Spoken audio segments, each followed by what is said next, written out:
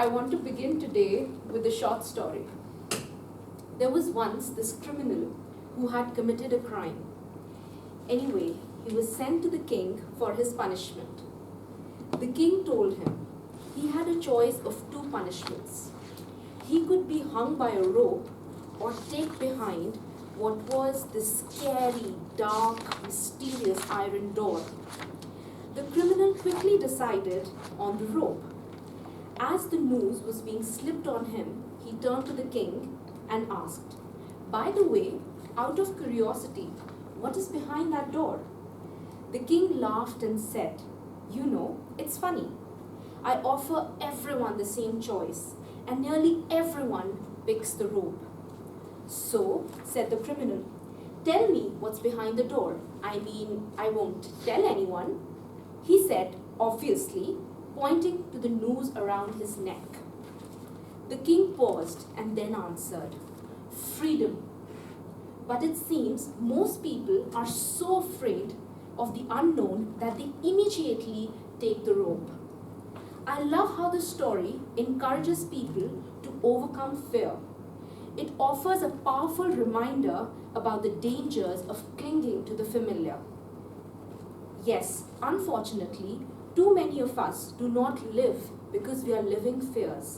But why? And why is this fear ever so powerful that it shackles us completely? It is rightly said that fear does not stop death, it stops life. Inaction breeds doubt and fear. Action breeds confidence and courage. If you want to conquer fear, do not sit at home and think about it.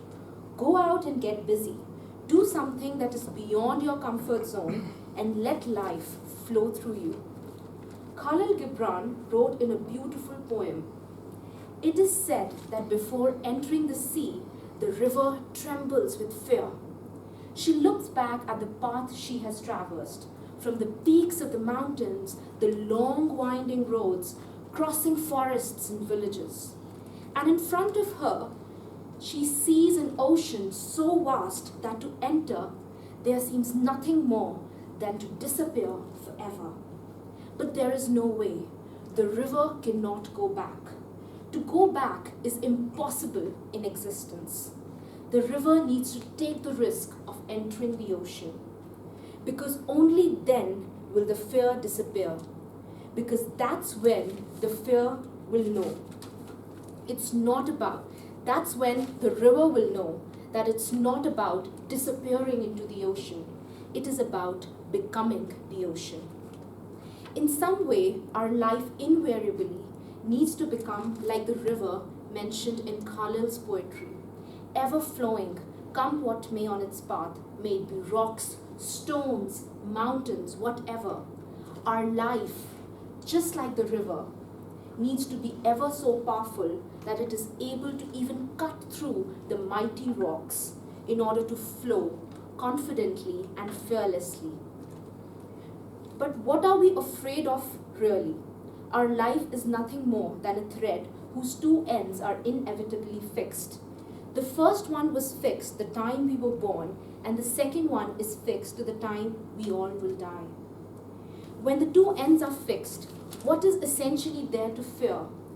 How do we end up getting oh so tangled in our worldly fears? Seems astonishing, isn't it? Seems impossible to create knots in a thread whose two ends are fixed.